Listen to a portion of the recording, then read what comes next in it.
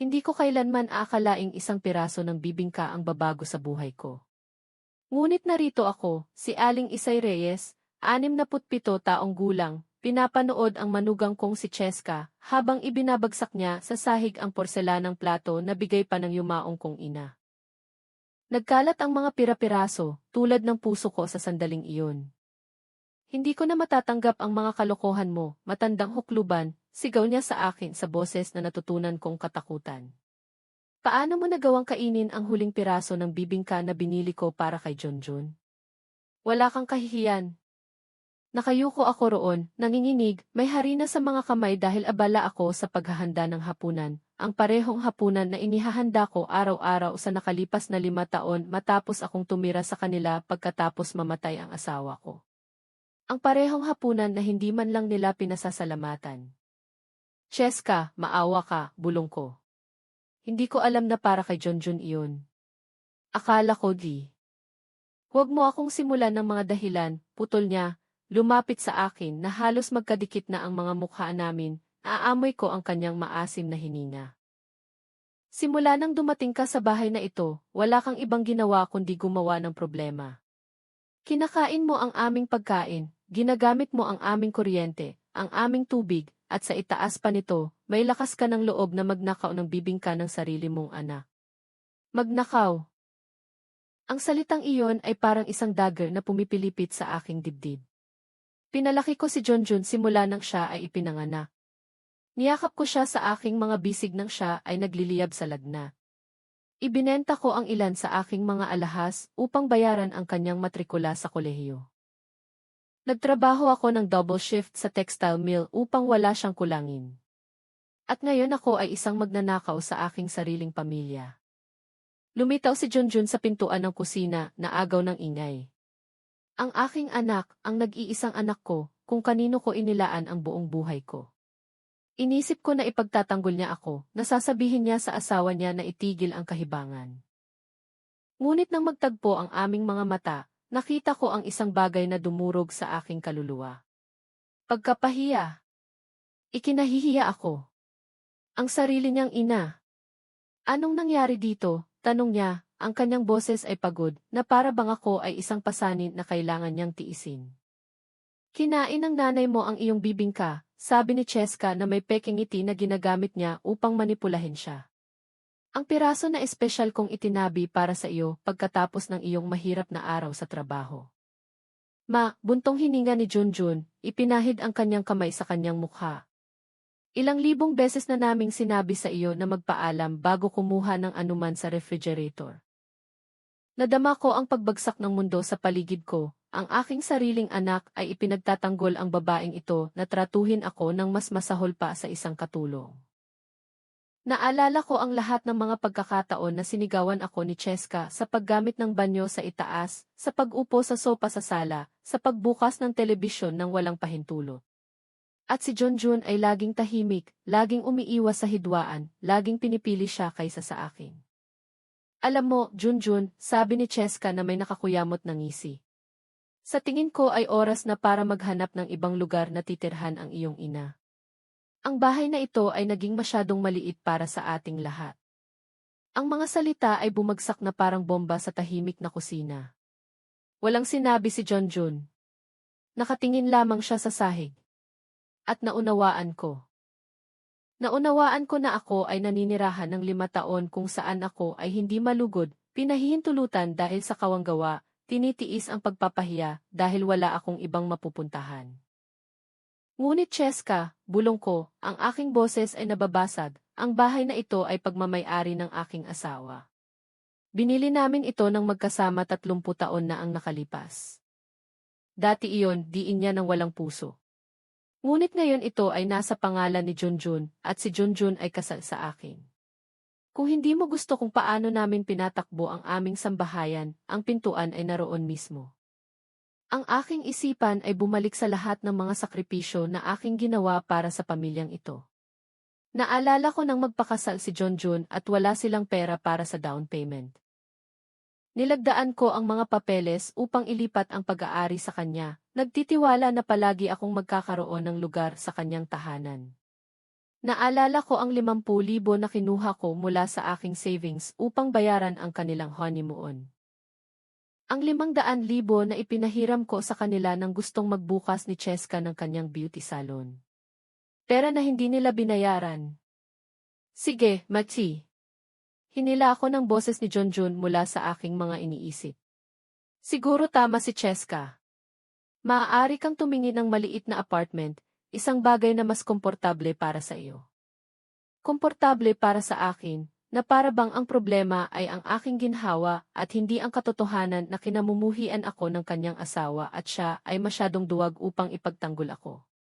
Wala akong pera para sa isang apartment, anak, sabi ko sa kanya, kasama ang kaunting dignidad na mayroon ako. Well, kibit balikat ni Cheska nang walang pakialam. Kung gayon, kailangan mong maghanap ng trabaho. Ang isang 67 taong gulang ay maaaring magtrabaho ng perpektong maayos.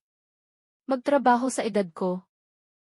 Kasama ang aking mga kamay na may rayuma at ang aking likod na sumasakit tuwing umaga matapos magtrabaho ng 40 taon sa parehong pabrika, hanggang sa ako ay nagretiro, pagkatapos palakihin si Junjun ng mag-isa, dahil ang kanyang ama ay nagtrabaho, araw at gabi. Sa sandaling iyon, may sumira sa loob ko. Hindi lamang ang plato ng aking ina, kundi isang bagay na mas malalim. Ang imahe na mayroon ako sa aking pamilya, ang pag-asa na bubuti ang mga bagay, ang ilusyon na mahal ako ng aking anak ng sapat upang protektahan ako mula sa kanyang mapang-abusong asawa. Nang gabing iyon, hindi ako makatulog. Nanatili akong gising sa aking maliit na silid, ang dating silid-aralan ni Junjun, na inaalala ang bawat sandali na humantong sa akin sa impyernong ito. Tiningnan ko ang 4 na pader na pumapalibot sa akin, na pinalamutya ng ilang bagay na nagawa kong iligtas mula sa aking dating buhay. Ang larawan ng aking kasal, ang rosaryo ng aking lola, ang antigong salamin na ibinigay sa akin ng aking asawa sa aming ika-negatibo 10 anibersaryo. Paano ako nakarating dito? Kailan ako naging ganitong takot na babae na humihingi ng pahintulot para sa lahat ng bagay sa kung ano ang dating aking sariling bahay? Naalala ko ang araw na ipinanganak si Junjun. Ako ay nasa labor ng 18 oras ng mag-isa dahil ang kanyang ama ay kailangang magtrabaho ng dagdag na shift. Nang sa wakas ay hawakan ko siya sa aking mga bisig, sumumpa ako na hindi malalaman ng batang ito ang kahirapan na aking naranasan. Nagtrabaho ako sa textile mill simula nang siya ay 6 na buwan. Iniiwan siya sa aking kapitbahay na si Aling Ising upang mabayaran ko ang kanyang diapers, ang kanyang formula, ang kanyang gamot. Nang si Junjun ay 8 taong gulang at gustong magkaroon ng bisikleta para sa Pasko, nagtrabaho ako ng double shift sa loob ng 3 buwan ng diretsyo. Naalala ko ang aking mga kamay na dumudugo mula sa mga makina, ang aking mga paa na namamaga mula sa pagtayo ng 14 na oras sa isang pagkakataon. Ngunit sulit ito upang makita ang kanyang ngiti noong Disyembre. Nang siya ay naging 15 at ang lahat ng kanyang mga kaibigan ay may mga designer na sneakers, ibinenta ko ang aking gintong hikaw. Ang mga tanging ibinigay sa akin ng aking ina bago siya namatay. Hindi kailanman nalaman ni Junjun kung saan nagmula ang pera para sa mga sapatos na labis niyang gusto. At nang siya ay nagtapos sa high school at gustong mag-aral ng engineering, muling pinondohan ko ang bahay na aking minana mula sa aking mga magulang. 3 milyon na umabot sa aking pamilya ng 2 henerasyon upang mag-ipon. At isinugal ko ang lahat sa kinabukasan ng aking anak. Nagawa niya ito. Nagtapos siya ng may karangalan. Nakakuha ng isang magandang trabaho. Labis akong nagmamalaki. Ngunit pagkatapos ay dumating si Cheska.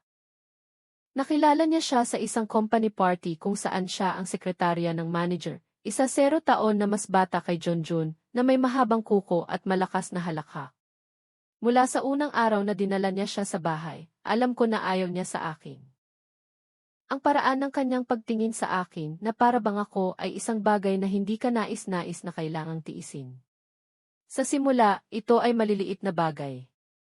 Isang komento tungkol sa aking mga damit. Ay, biyanan, suot mo pa rin ang berdeng damit na iyon? Ito ay napakaluma na. Kritisismo tungkol sa aking pagluluto. Talagang maalat ang sabaw, hindi ba? Isang mungkahi tungkol sa aking hitsura. Dapat mong gupitan ang iyong buhok. Magmumukha kang mas bata. Si Junjun ay palaging tatawa ng nerbiyoso at hihilingin sa akin na huwag pansinin siya. Sinasabi na si Cheska ay diretso lamang, ngunit may mabuting puso. Isang mabuting puso. Gaano kamangmang ang aking anak o gaano siya naging bulag sa pag-ibig. Ang kasal ay ang unang pangunahing dagok. Gusto ni Cheska ng isang seremonya sa pinakamahal na hotel sa lungsod na may 300 bisita at isang imported na gown. Ang kabuang halaga ay 2,250,000. Kumikita ng maayos si Junjun, ngunit hindi ganoon kahusay.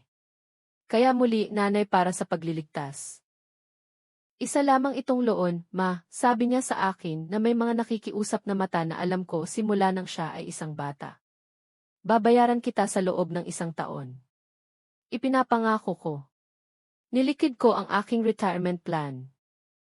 Ang lahat ng pera na aking naipon sa loob ng 20 taon para sa aking mga ginintuang araw ay napunta sa mga bulaklak, mga musikero, at lobster para sa isang 6 na oras na kasal. Hindi nila kailanman binayaran ang kahit 1 sentimo. Pagkatapos ay dumating ang bahay. Ang apartment na kanilang tinitirhan ay masyadong maliit. Ayon kay Cheska, kailangan nila ng isang bagay na mas malaki, mas elegante, sa isang mas magandang kapitbahayan. Natagpuan nila ang perpektong bahay sa halagang 15 milyon. Mayroon si Junjun 1,500,000 na naipon, ngunit kailangan niya ng 3 milyon na down payment para sa mortgage. Ma, sabi niya sa akin isang hapon habang nagkukunwaring hindi nakikinig si Cheska mula sa kusina.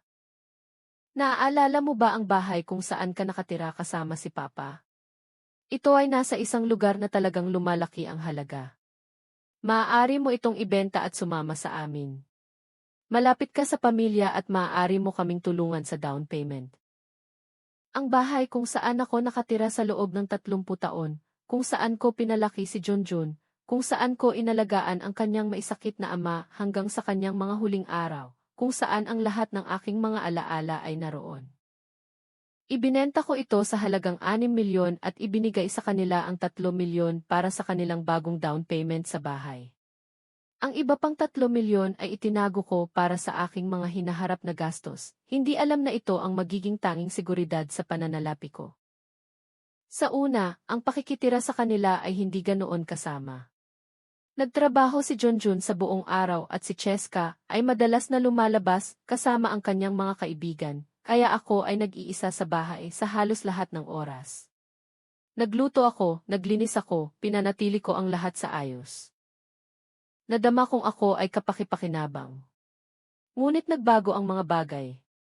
Nang tumigil si Cheska sa kanyang trabaho, nagpasya siyang maging isang stay-at-home na asawa at magbukas ng isang maliit na negosyo, isang beauty salon upang maging eksakto. Ang halaga ng kagamitan, ang lokal na pag-upa, at ang dekorasyon, isa pang 750,000. Saan nila kukunin ang perang iyon? Ma, ito ay isang secure na pamumuhunan, paliwanag ni Junjun habang masigasig na tumatango si Cheska. Babayaran namin sa iyo ang lahat ng may interes sa loob ng 2 taon. 750,000 pa mula sa aking savings. Ako ay naiwan na may lamang 250,000 mula sa isang buong buhay ng trabaho. Ang beauty salon ay nabangkarote sa loob ng 6 na buwan. Sinabi ni Cheska na ang mga tao sa lugar na iyon ay walang klase upang pahalagahan ang kanyang mga serbisyo, na ito ay masamang kapalaran, nabubuti ang mga bagay. Ngunit ang pera ay hindi na bumalik at ako ay naiwan na naninirahan sa kawanggawa ng aking anak at kanyang asawa sa kaunting 45,000 buwan-buwan na social security na aking natanggap mula sa gobyerno na hindi sapat para sa anumang bagay. At doon nagsimula ang tunay na impyerno. Sinimulan akong tratuhin ni Cheska na parang isang alipin. Ako ay bumabangon ng 5 ng umaga upang ihanda ang agahan. Hinuhugasan ko ang mga pinggan, ang mga damit, nililinis ang bahay mula itaas hanggang ibaba. Kung ako ay nagprotesta, pinaalalahanan niya ako na ako ay nakatira sa kanyang bahay ng libre. Hindi sa hindi ka namin gusto, biyenan, sasabihin niya na may peking itina iyon. Ngunit kailangan mong maunawaan na ito ay isang pamilya, at ang mga pamilya ay nagtutulungan. Nagtutulungan. Habang ginagawa ko ang lahat ng gawaing bahay nang walang kahit isang pasasalamat, ang mga pagpapahiya ay lumalala. Hindi ko maaaring gamitin ang pangunahing banyo dahil ito ay para lamang kay Junjun at Cheska. Ang aking oras ng pagligo ay 5 oras ng umaga bago sila magising. Hindi ako maaaring manood ng telebisyon pagkatapos ng 8 ng gabi dahil nakakaabala ito sa kanilang pagtulog. Hindi ako maaaring tumanggap ng mga bisita dahil ang bahay ay hindi isang hotel. Nang dumating ang aking dating kapitbahay na si Aling Ising upang bisitahin ako, ginamot siya ni Cheska nang mailabis na lamig na ang mahirap na babae ay tumigil sa pagdating. Ako ay ganap na nakahiwalay, umaasa sa mabuting kalooban ng 2 tao na malinaw na ayaw na ako doon. Nakita ni Junjun ang lahat ng ito, ngunit palagi siyang may dahilan. Si Cheska ay stressed. Mahirap para sa 3 matatanda na manirahan sa parehong bahay. Dapat akong maging mas maunawain. Maunawain sa akin na isinakripisyo ang lahat para sa kanya. At ngayon pagkatapos ng 5 taon ng impyernong ito pagkatapos ibigay ang pinakahuling sentimo ng aking savings, pagkatapos maging ang hindi bayad na kasama sa bahay ng aking sariling pamilya, ako ay pinalayas nila sa bahay dahil sa isang piraso ng bibingka. Kinabukasan ng umaga, lumitaw si Cheska sa aking silid na may ngiti na hindi umabot sa kanyang mga mata at isang folder na puno ng mga papeles sa kanyang mga kamay. Ito ay halos 7 ng umaga, ngunit siya ay perpektong nakabihis na para bang pinaplano niya ang sandaling ito sa loob ng maraming oras. Magandang umaga, matamis na biyenan, sabi niya na may matamis na boses na ginagamit niya kapag gusto niya ng isang bagay. Umaasa ako na nakatulog ka ng maayos dahil mayroon tayong mahahalagang bagay na dapat talakayin. Umupo ako sa kama, nakasuot pa rin ang aking nightgown na nakadarama ng kahinaan at maliit sa harap ng babaeng ito na nagpasya sa aking kapalaran noong nakaraang gabi. Nakatayo si Junjun sa pintuan, umiiwas sa aking tingin na may hawak na isang tasa ng kape na para bang ito ang pinakakawili-wiling bagay sa mundo. Tingnan mo, Aling Isay, patuloy ni Cheska, nakaupo sa tanging upuan sa aking silid. Nag-usap kami ni Junjun buong gabi at dumating kami sa isang desisyon na pinaniniwalaan naming magiging pinakamahusay para sa lahat. Pinakamahusay para sa lahat? Anong ang gandang parirala para sabihin sa akin na pinalayas nila ako sa bahay? Nagpasya kaming bigyan ka ng 1 buwan upang makahanap ng ibang lugar na titirhan. Anunsyo niya na para bang ginagawa niya sa akin ang isang malaking pabor. 1 buong buwan? Iyon ay higit pa sa sapat na oras upang makahanap ng isang maliit, komportabling apartment. Isang apartment na may anong pera. Gusto kong tanungin siya, ngunit nanahimik ako. Alam ko na ang aking mga problema sa pananalapi ay hindi niya alalahanin. Upang mapadali ang mga bagay para sa akin, patuloy niya, binubuksan ang folder. Inihanda namin ang mga dokumentong ito. Ito ay mga legal na pormalidad lamang upang protektahan ang pamilya. Inilahad niya ang mga papeles sa akin. Mayroong maraming mga pahina na puno ng maliliit na letra na may mga opisyal na selyo at mga espasyo na minarkahan para sa mga lagda. Sinubukan kong basahin, ngunit nang walang aking mga salamin ay hindi ko maintindihan ang mga salita. Well, ano ang sinasabi nila? Tanong ko na agad na nakadarama ng katangahan sa pagtunog ng walang pag-asa. Sila ay waiver documents, paliwanag ni Junjun sa wakas, papalapit sa kama. Karaniwang, inaalis mo ang anumang paghahabol sa hinaharap sa ari-arian na ito at kinikilala na ikaw ay umaalis ng kusang loob. Waiver na kusang loob na para bang pinili ko ang pagpapahiyang ito. Ngunit, Junjun, ang aking boses ay tumunog ng mas mahina kaysa sa gusto ko. Binili namin ang bahay na ito kasama ang iyong ama. Ako ang nagbigay ng down payment. Ako, putol niya ng walang pasensya. Iyon ay 30 taon na ang nakalipas. Nagbago ang mga bagay. Ikaw mismo ang naglipat ng ari-arian sa aking pangalan nang kami ay magpakasal. Wala ka ng legal na karapatan sa bahay na ito. Legal na karapatan? Ang sarili kong anak ay nakikipag-usap sa akin na para bang ako ay isang estranghero na sumusubok na iskam siya.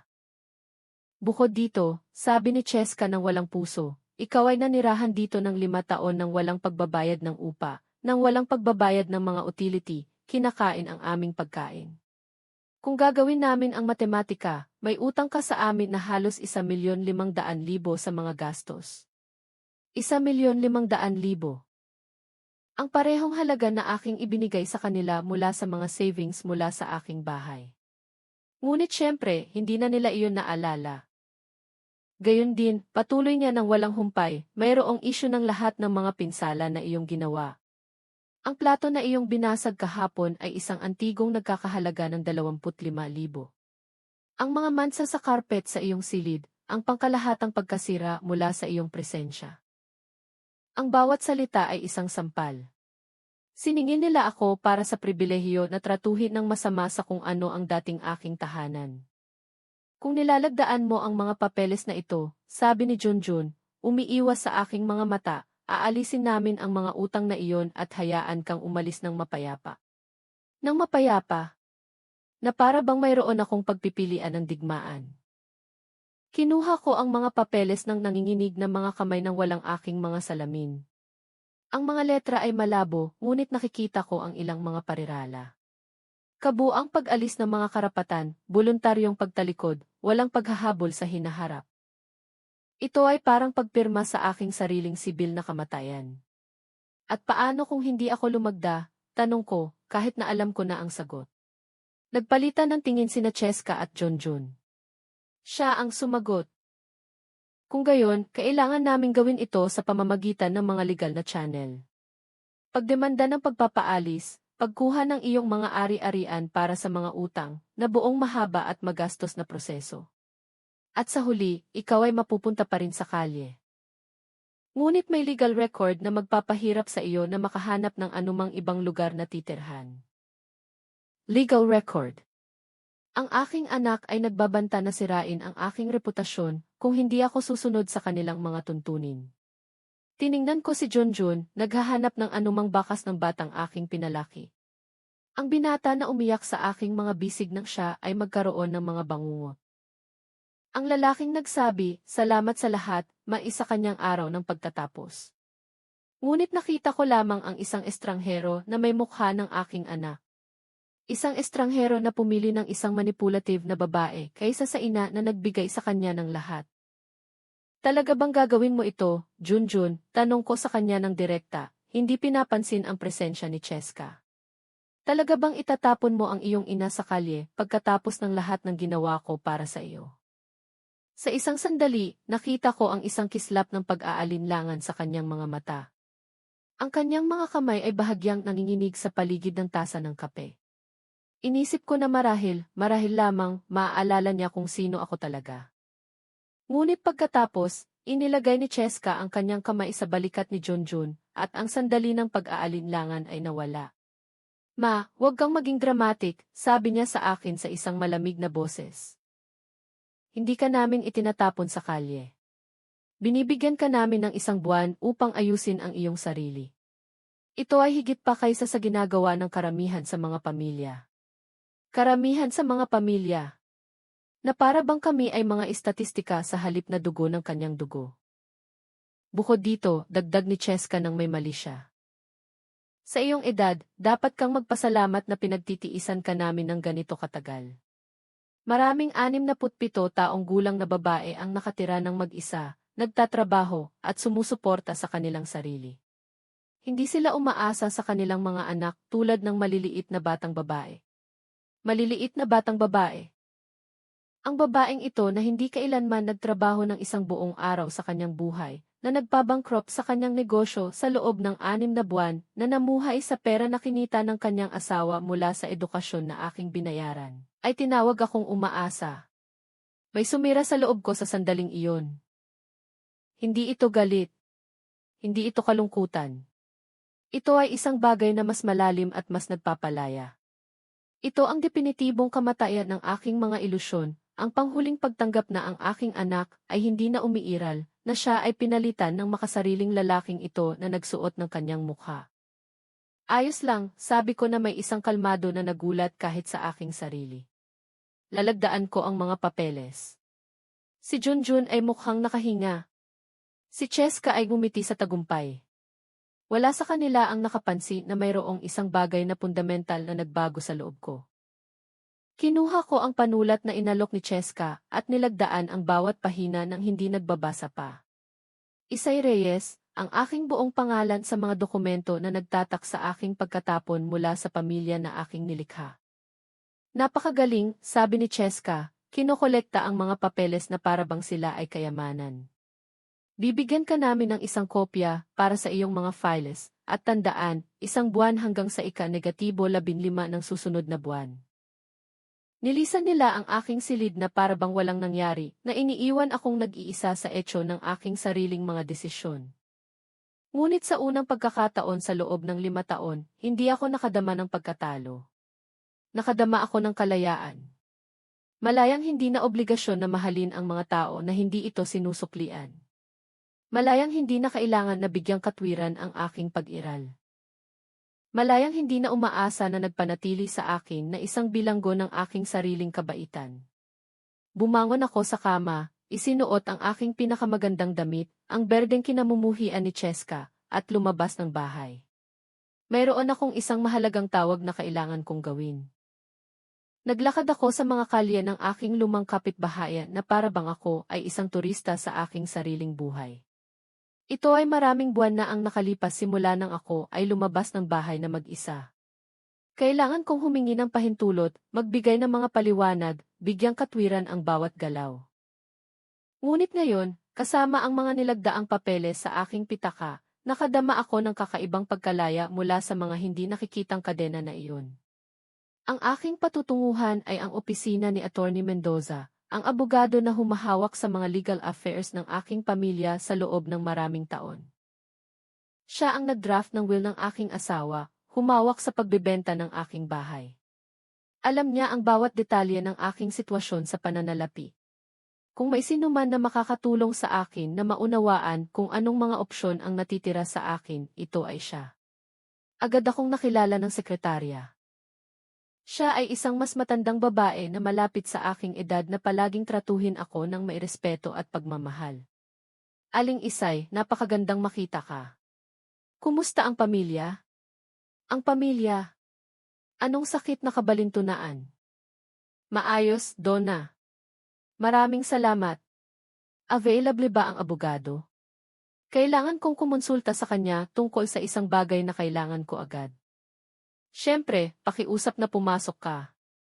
Palagi siyang may oras para sa iyo. Si Attorney Mendoza ay isang lalaki na nasa kanyang 50, kulay abo ang buhok at may mabait na mga mata. Siya ay kaibigan ng aking asawa simula nang sila ay bata pa, at palagi niya akong tinatrato na parang kanyang sariling pamilya. Nang lumakad ako sa kanyang opisina, ang kanyang ngiti ay nawala nang makita niya ang aking ekspresyon. Isay, anong nangyari? Iba ang iyong hitsura. Umupo ako sa upuan sa tapat ng kanyang desk at inilabas ang mga papeles na nilagdaan ko noong umagang iyon. Iniabot ko ang mga ito sa kanya nang hindi nagsasalita. Nirepaso sila ni Attorney Mendoza nang may profesional na atensyon, ang kanyang kilay ay nakakunot habang nagbabasa siya. Nang matapos siya, tumingala siya sa akin na maihalo ng pagkabigla at pag-aalala. Isay, nilagdaan mo ito. Ngayong umaga, sinabi sa akin ni Junjun at Cheska na ito ay kinakailangan para mapadali ang mga bagay. Papadaliin ang anong mga bagay? Ang kanyang boses ay may isang alarm tone na hindi ko pa naririnig. Sinabi ko sa kanya ang lahat. Ang pagpapahiya sa bibingka, ang 5 taon ng pagtrato ng masama, ang pagpapaalis mula sa bahay, ang mga legal na banta. Nagsalita ako ng kalahating oras ng diretsyo, na para bang ito ay isang pagtatapat na aking iniingatan sa loob ng maraming taon. Nang matapos ako, si Attorney Mendoza ay nanatiling tahimik sa loob ng mahabang panahon, kinakatok ang kanyang mga daliri sa desk. Isay, sabi niya sa wakas, ang mga dokumentong ito ay isang legal na sakuna. Pinapawalan ka ni Junjun ng mga karapatan na hindi mo pa alam na mayroon ka. Anong ibig mong sabihin? Una, ang bahay. Totoo na inilipat mo ito sa pangalan ni Junjun nang siya ay magpakasal, ngunit sa ilalim ng batas ng ari-arian ng pamilya. Pinanatili mo ang isang karapatan ng lifetime occupancy. Iyon ay nangangahulugan na mayroon kang legal na karapatan na manirahan doon hanggang sa iyong kamatayan. Karapatan ng lifetime occupancy. Mga salita na tumutunog na mahalaga ngunit huli na. Pangalawa, patuloy niya ang mga gastos na kanilang sinisingil sa iyo. Ang paninirahan kasama ang pamilya ay hindi lumilikha ng otomatikong utang, lalo na kapag ikaw ay malaki ang naiambag sa pagkuha ng ari-arian. Ngunit ako ay lumagda na, bulong ko, na nakadarama ng higit na katangahan kaysa kailanman. Ang mga dokumento na nilagdaan sa ilalim ng emosyonal na pamimilit ay maaaring mapawalang bisa, paliwanag niya. Ngunit ito ay isang komplikado at magastos na proseso. Magastos ang salita na palaging nagtatapos sa aking mga pag-asa. Attorney, wala akong pera para sa mga legal na paglilitis. Mayroon lamang akong 250,000 na natitira sa lahat ng aking savings. Alam ko, Isay. Alam ko ang iyong sitwasyon sa pananalapi ng mas mahusay kaysa sa sinuman. Muli siyang nanahimik, nakatingin sa labas ng bintana na para bang gumagawa ng isang mahalagang desisyon. Pagkatapos ay binuksan niya ang isang drawer sa kanyang desk at inilabas ang isang makapal na folder na may pangalan ko. Isay, mayroon akong kailangang sabihin sa iyo. Isang bagay na dumating 3 araw na ang nakararaan na tatawagan ko sa iyo tungkol sa, ngunit sa lahat ng ito, binuksan niya ang folder at kumuha ng ilang opisyal na dokumento na may mga selyo at mga lagda. Ang iyong kapatid na si Cardo ay namatay. Ang mga salita ay bumagsak sa akin na parang malamig na tubig. Si Cardo, ang aking nakatatandang kapatid, 5 taon ang tanda sa akin. Kami ay nawalan ng kontak ng higit sa 1 dekada na ang nakalipas pagkatapos ng isang hangal na pagtatalo sa pamilya. Siya ay lumipat sa Cebu, gumawa ng isang buhay para sa kanyang sarili doon, at nagpakasal sa isang babae. Alam kong siya ay gumagawa ng maayos sa negos.